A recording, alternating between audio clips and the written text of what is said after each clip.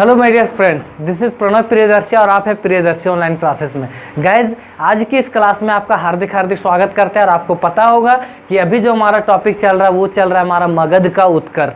मगध के उत्कर्ष में हम लोगों ने चर्चा किया था हर्यक वंश के बारे में, शिशुनाग वंश के बारे में और तीसरा जो था हमारा नंद वंश के बारे में। उसके बाद हम लोगों ने देखा ईरानी यूनानी आक्रमण के बारे में, जिसमें से हम लोग सिकंदर के बारे में चर्चा किया था।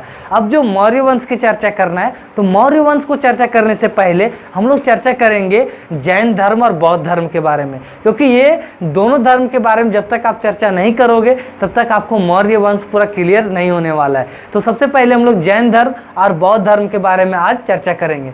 तो हमारा टॉपिक यहाँ से शुरू होता है।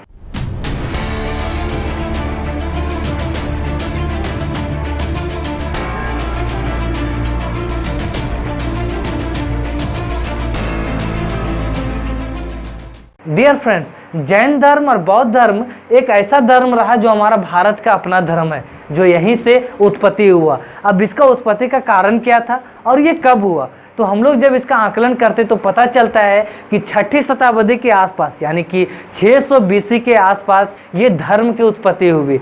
अब इसका कारण क्या था, तो इसका कारण को जानने से पहले हम लोग आकलन करते हैं 6ठी शताब्दी का सामाजिक व्यवस्था कैसी थी। तो डियर फ्रेंड्स, मैं आपको बता दूं, आपको याद होगा जब मैं वैदिक काल के बारे में जब पढ़ा रहा था तो उसमें मैंने चर्चा किया था कि वैदिक काल को 2 भागों में बांटा गया था। लेकिन वैदिक काल से भी अगर हम लोग पीछे जाते हैं तो हम लोग को मिलेगा सिंधु घाटी की सभ्यता। और सिंधु घाटी की सभ्यता का जब हम लोग चर्चा करते हैं तो वहाँ पर जो प्रमाण मिलते हैं वो कैसा हमारा समाज था, वहाँ का समाज था वर्ग आधारित समाज, यानी कि किसी प्रकार का जाति और वर्ण की पहचान वहाँ पर नहीं थी। और इसलिए एक समता मूलक समाज था। लोग अपना अपना काम करते थे, अपना काम से मतलब रखते थे, उनका कोई जाति फिक्स नहीं था, कोई वर्ण या जाति प्रमाण नहीं था सिंधु घाटी सभ्यता में। साथ में एक बात और थी कि सिंधु घाटी की सभ्यता हमारा नगरीय सभ्यता थी। भारत का सर्वप्रथम शहर बसने का जो प्रमाण मिलता है वो सिंधु घाटी सभ्यता से मिलता है, यानी कि वो नगरीय सभ्यता थी। दूसरा जो हम लोग देखते हैं इसके बाद का जो सभ्यता है वो था वैदिक सभ्यता। वैदिक सभ्यता कब से कब तक, तो पूरा अगर हम लोग आकलन करेंगे तो 1500 BC से 600 BC तक। तो वैदिक काल को हम लोग 2 भागों में बांटते हैं। अब 2 भाग क्या क्या, तो पहला जो हम लोग बांटते हैं वो बांटते हैं ऋग वैदिक काल और दूसरा जो बांटते हैं वैदिक काल।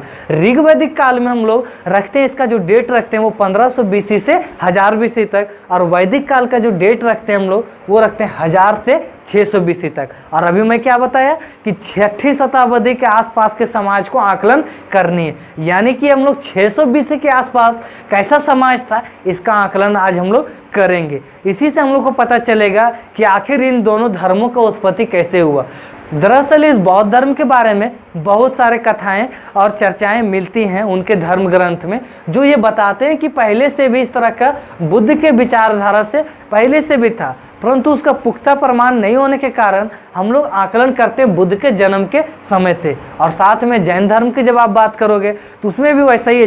जब 24 तीर्थंकर के बारे में आप पढ़ोगे तो उसमें पता चलेगा हम लोग जो वास्तविक जो संस्थापक मानते हैं वो महावीर जैन को मानते हैं, यानी कि बुद्ध और महावीर काल से जो भी आंदोलन, जो मूवमेंट चले हमारे समाज में, उसका एक अलग ही परिणाम देखने को मिला। इसलिए हम लोग बुद्ध से आकलन करते हैं। लेकिन इसका प्रमाण कहीं ना कहीं पहले से भी था, लेकिन उसका पूरा का पूरा पुख्ता प्रमाण अभी नहीं आया है, इसलिए वो हिस्ट्री का संकलन नहीं बन चुका है।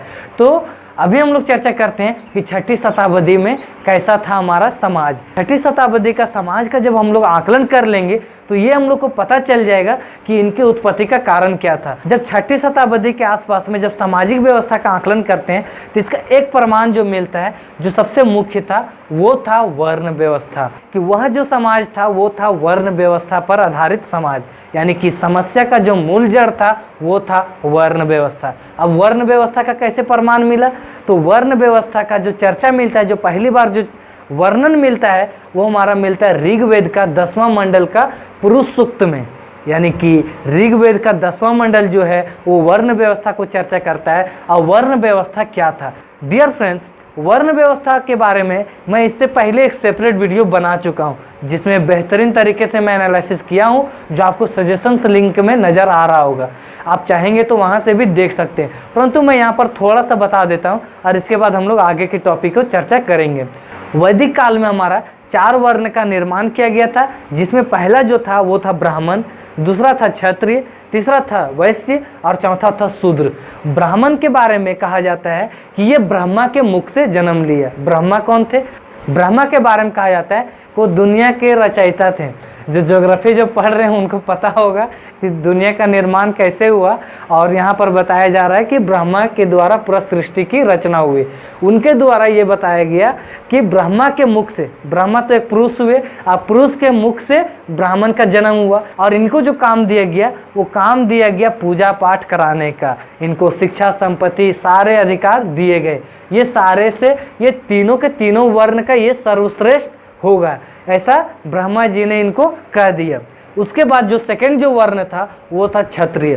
क्षत्रिय के बारे में कहा जाता है कि ये ब्रह्मा के बाजू से पैदा हुए, यानी कि ब्रह्मा के भुजाओं से जन्म लिए, जिसका काम दिया गया क्षत्रिय होने के नाते उसको लड़ने का काम, लड़ने का, युद्ध करने का काम दिया गया, यानी कि वो सेना में भर्ती हो सकते थे।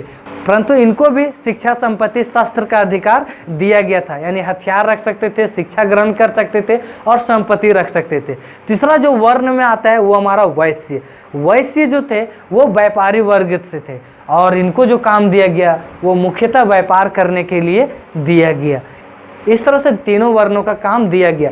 परंतु इन तीनों वर्णों में सबसे खास बात क्या थी कि इनको शिक्षा, संपत्ति और शस्त्र के अधिकार थे, और ये सवर्ण में आते थे, जिसके कारण से आज भी इनके बीच में वैवाहिक संबंध बनते हैं। जो ब्राह्मण होता है वो क्षत्रिय के साथ में शादी कर सकता है, जो क्षत्रिय होता है वैश्य के साथ में शादी कर सकता है, और साथ में जो वैश्य है वो भी इन दोनों वर्णों के साथ में शादी कर सकते। इस तरह से उन लोग में आपसी संबंध आज भी बने हुए हैं।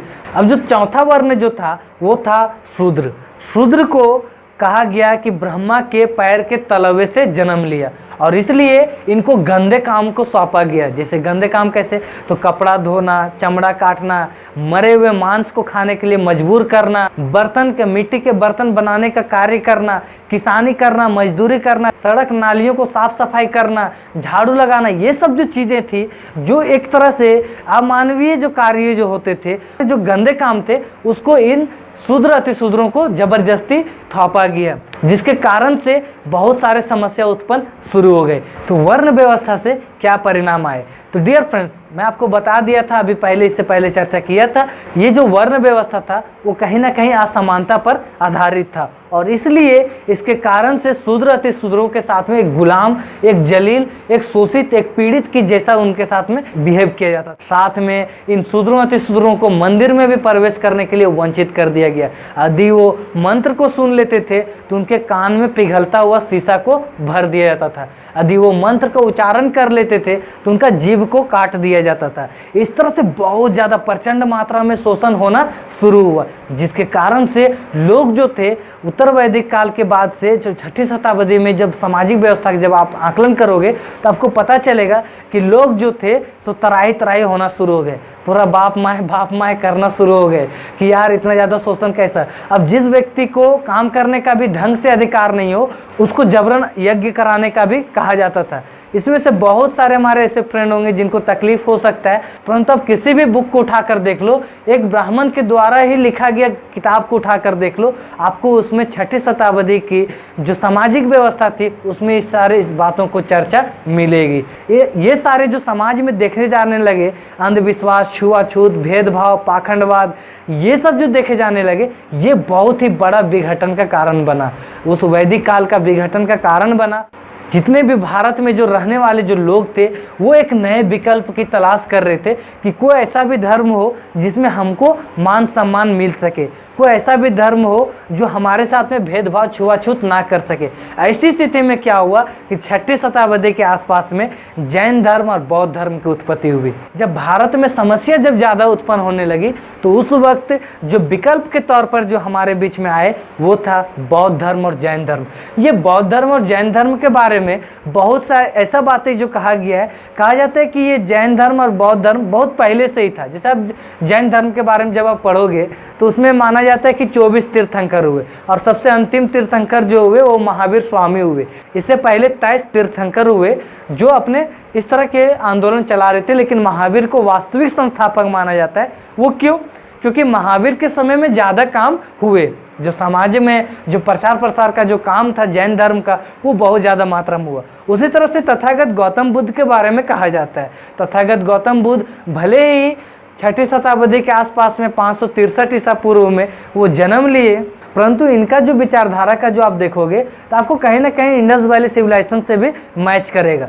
अब इसको मैं क्यों बता रहा हूँ, क्योंकि आप देखोगे तथागत गौतम बुद्ध वर्ग व्यवस्था का आंदोलन चलाए और हमारा इंडस वैली सिविलाइजेशन वर्ग व्यवस्था पर आधारित था। वहाँ की जो भी संदर्भ जो अभी मूर्तियाँ वगैरह जो मिल रही है वो अभी भी यहाँ पर मैच करते हैं। तो इस तरह से माना जा रहा है कि, लेकिन इसका ठोस पुख्ता प्रमाण अभी तक नहीं मिला है, इसलिए इसको कोई भी इतिहासकार इस बात पर ज़्यादा बल नहीं देता है। परंतु मैं एक लाइटली एक तरह से बता दिया हूँ, मुझे उम्मीद है कि आप इस चीज़ को रिसर्च करोगे, आप मेरी भी बातों को यकीन नहीं कर लोगे, इसलिए आप इस टॉपिक को जरूर से जरूर रिसर्च करोगे, उसके बारे में ढूंढोगे, उसके बारे में पढ़ोगे। जब तथागत गौतम बुद्ध और महावीर स्वामी जब इस धर्म के प्रचार प्रसार जब भारतवर्ष में करते हैं तो लोगों के पास एक नया विकल्प जाता है और इसलिए वो इस धर्म की ओर जुड़ते हैं। तो आज हम लोगों ने चर्चा किया जैन धर्म और बौद्ध धर्म का उत्पत्ति कैसे हुआ। इसी के सापेक्ष में जो सेकेंड क्लास जो आप लोगों के बीच में आएगा उसमें मैं ज़्यादा से ज़्यादा बोर्ड का प्रयोग करना शुरू करूँगा, क्योंकि उसमें आप एक नोट्स तैयार कर सकते हो, नोट्स बना सकते हो। और जब तक आप नोट्स नहीं बनाओगे यूट्यूब से पढ़कर, केवल मेरी लेक्चर सुन लोगे तो 24 घंटा के बाद आप भूल जाओगे कि मैं क्या बोला था। इसलिए जब बोर्ड में पढ़ाऊंगा तो उसका नोट्स आप लोग बनाएंगे और यूट्यूब में पढ़ने का सही तरीका मैं बता चुका हूं, जो आपको सजेशंस लिंक में भी नज़र आ रहा होगा। तो उम्मीद करते हैं कि आप उस वीडियो को भी जरूर देख लेना। तो डियर फ्रेंड्स, आज की जो क्लास था वो था हमारा जैन धर्म और बौद्ध धर्म का उत्पत्ति, आखिर इन दोनों धर्मों का उत्पत्ति कैसे हुआ। तो मुझे लगता है कि आप लोगों को समझ में आया होगा। यदि आप वर्ण व्यवस्था के बारे में देखो तो उसके बारे में भी वीडियो देख लो।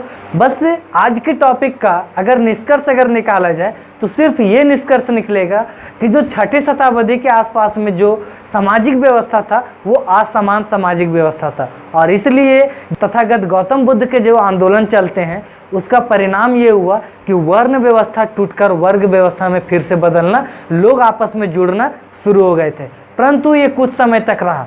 जब मैं मौर्य वंश के जब अंतिम शासक के बारे में जब जिक्र करूंगा, जब मौर्य वंश के बाद शुंग वंश के बारे में चर्चा करूंगा, तो उसमें आपको पूरा डिटेल से बताया जाएगा कि कैसे कैसे फिर से जाति व्यवस्था का निर्माण किया गया, कैसे वर्ग व्यवस्था को फिर से तोड़ दिया गया।